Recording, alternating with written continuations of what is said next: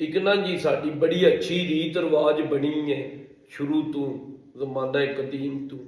ਬਸ ਜਿਸ ਵੇ ਈਦ ਆਉਂਦੀ ਹੈ ਨਾ ਤੇ ਉਹ ਵਾਲਿदैन ਆਪਣੀ ਬੇਟੀ ਨੂੰ ਨਾ ਜਿਹਦੀ ਸ਼ਾਦੀ ਹੋਈ ਹੋਵੇ ਉਹਨੂੰ ਦੇ ਘਰ ਨਾ ਹੀ ਆਪਣੀ ਇਸਤਤਾਅਤ ਦੇ ਮੁਤਾਬਕ ਈਦ ਦੇਣ ਜਾਂਦੇ ਨੇ।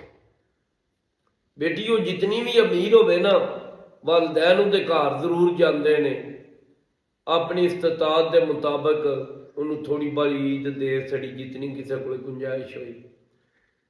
ਤੇ ਕਈ ਨਾ ਵਾਲਿदैन ਫੌਤ ਹੋ ਜਾਂਦੇ ਨੇ ਤੇ ਭਰਾ ਸਮਝਦੇ ਨੇ ਬਾ ਮੇਰੀ ਭੈਣ ਤੇ ਅਰਬਾਂ ਪਤੀ ਏ ਕਰੋੜਾਂ ਪਤੀ ਏ, ਉਹਨੂੰ ਮੇਰੇ 10-20 ਹਜ਼ਾਰ ਈਦ ਦੀ ਕਿਹੜੀ ਲੋੜ ਏ। ਇਹ ਨਾ ਇੱਕ ਸਾਡੇ ਮਾਸ਼ਰੇ ਦੀ ਨਾ ਬੜੀ ਖੂਬਸੂਰਤ ਰਵਾਇਤ ਏ, ਰੀਤ ਏ, ਇਹਨੂੰ ਖਤਮ ਨਾ ਕਰੋ। ਭੈਣਾਂ ਭਾਵੇਂ ਚਾਹੇ ਜਿਤਨੀਆਂ ਵੀ ਅਮੀਰ ਹੋ ਜਾਣ ਲੇਕਿਨ ਫਿਰ ਵੀ ਨਾ ਉਹਨਾਂ ਦਾ ਇੱਕ ਪੇਕੇ ਘਰ ਨਾਲ ਰਿਸ਼ਤਾ ਜਾਂ ਇੱਕ ਭਰਾਵਾਂ ਨਾਲ ਉਹਨਾਂ ਦਾ ਜਿਹੜਾ ਰਿਸ਼ਤਾ ਹੈ ਨਾ, ਜਾਂ ਇੱਕ ਆਸ ਹੈ ਜਾਂ ਇੱਕ ਉਮੀਦ ਹੈ ਜਾਂ ਇੱਕ ਇੱਜ਼ਤ ਜਾਂ ਇੱਕ ਹੌਸਲਾ ਅਫਜ਼ਾਈ, ਉਹ ਹਮੇਸ਼ਾ ਉਹਨਾਂ ਦੀ ਤਾਕ ਨਾਲ ਉੱਧਰ ਰਹਿੰਦੀ ਹੈ।